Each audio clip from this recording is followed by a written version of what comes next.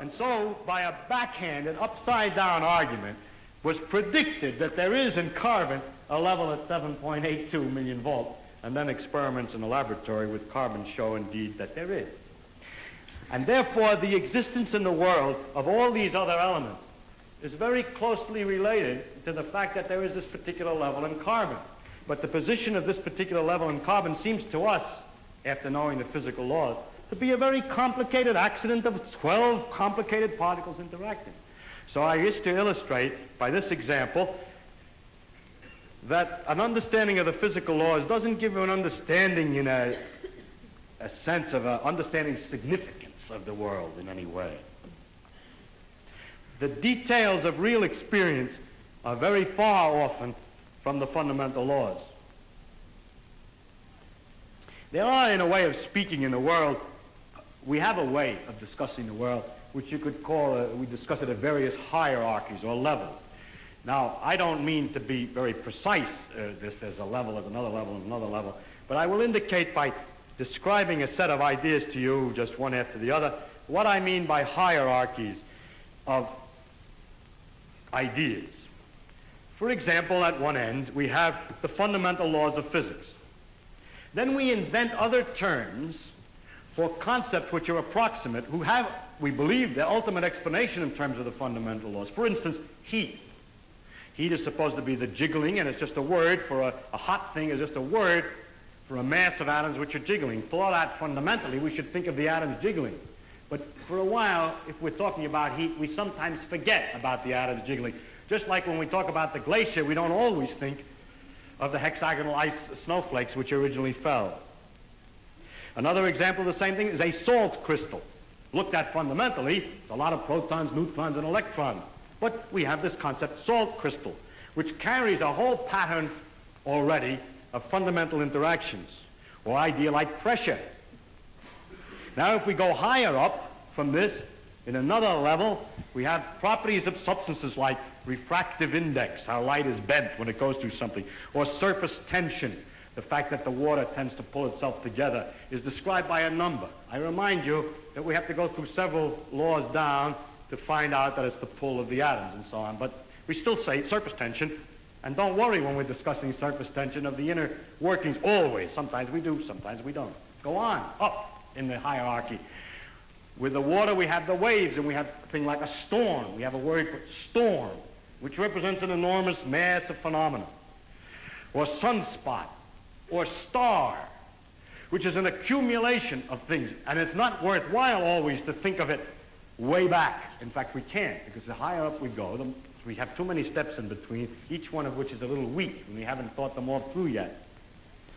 If we go up in this hierarchy of complexity, we get to things like frog, or nerve impulse, which you see is an enormously complicated thing in the physical world, involving an organization of matter in a very elaborate complexity. And then we go on, we come to things, words, and concepts like man, and history, or political expediency, and so forth, which is a series of concepts that we use to understand things at an ever higher level. And going on, we come to things like evil and beauty and hope.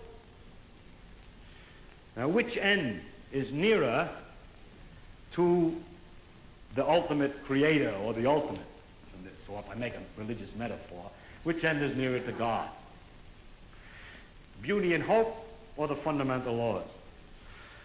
I think that the right way, of course, is to say that the whole structural interconnections of the thing is the thing that we have to look at, and that the sequence of hierarchy, that all the sciences and all the efforts, not just the sciences, but all the efforts of intellectual kind, are to see the connections of the hierarchies, is to connect beauty to history, is to connect history to man's psychology, the man's psychology to the working of the brain to the neural impulse to the chemistry, and so forth, up and down, both ways.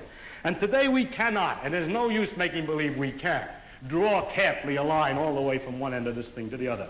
In fact, we've just begun to see that there is this relative hierarchy. And so I don't think either end is nearer to God's. And it's to stand at either end and to walk out off the end of the pier only hoping out in that direction is the complete understanding is a mistake. And to stand with evil and beauty and hope, or to stand with the fundamental laws, hoping that way to get a deep understanding of the whole world with that aspect alone is a mistake.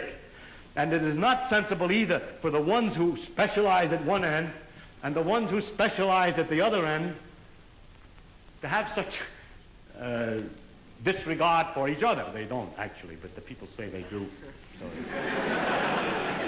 But that actually the great mass of workers in between, connecting one step to another, are improving all the time our understanding of the world, both from working at the ends and working in the middle.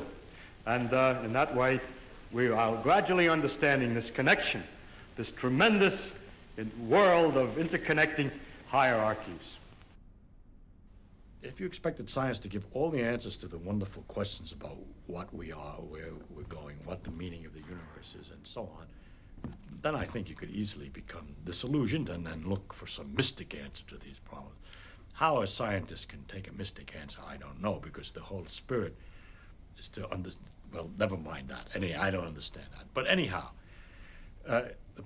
if you think of it, though, the way I think of what we're doing is we're exploring. We're trying to find out as much as we can about the world. People say to me, are you looking for the ultimate laws of physics? No, I'm not. I'm just looking to find out more about the world. And if it turns out there is a simple ultimate law that explains everything, so be it. That would be very nice to discover. If it turns out it's like an onion with millions of layers and we're just sick and tired of looking at the layers, then that's the way it is. But whatever way it comes out, its nature is there and she's going to come out the way she is. And therefore, when we go to investigate it, we shouldn't pre-decide what it is we're trying to do except to find out more about it. If you say, but your problem is, why do you find out more about it? If you thought that you were trying to find out more about it because you're going to get an answer to some deep philosophical question, you may be wrong. It may be that you can't get an answer to that particular question by finding out more about the character of nature. But I don't look at it. My interest in science is to simply find out about the world. And the more I find out, the better it is. I like to find out.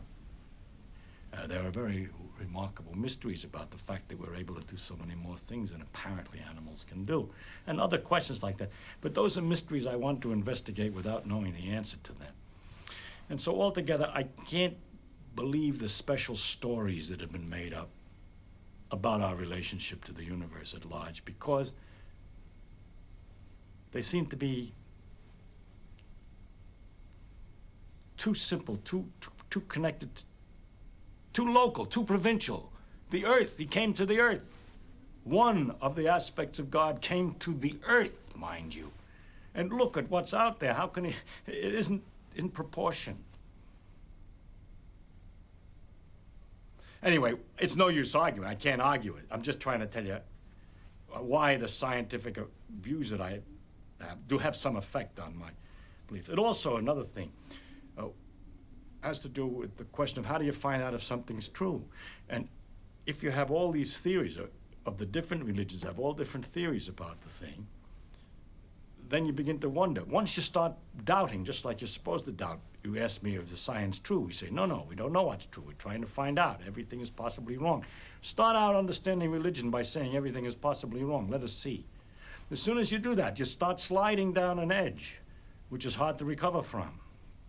And so with the scientific view, or my father's view, that we should look to see what's true and what may not be true, once you start doubting, which I think to me is a very fundamental part of my soul, is to doubt and to ask. And when you doubt and ask, it gets a little harder to believe. You see, one thing is I can live with doubt and uncertainty and not knowing. I think it's much more interesting to live not knowing than to have answers which might be wrong. I have approximate answers and possible beliefs and different degrees of certainty about different things, but I'm not absolutely sure of anything. And then many things I don't know anything about, such as whether it means anything to ask, why we're here, and what the question might mean. I might think about it a little bit. If I can't figure it out, then I go to something else. But I don't have to know an answer. I don't feel frightened by not knowing things. by being lost in the mysterious universe without having any purpose, which is the way it really is, as far as I can tell, possibly. It doesn't frighten me.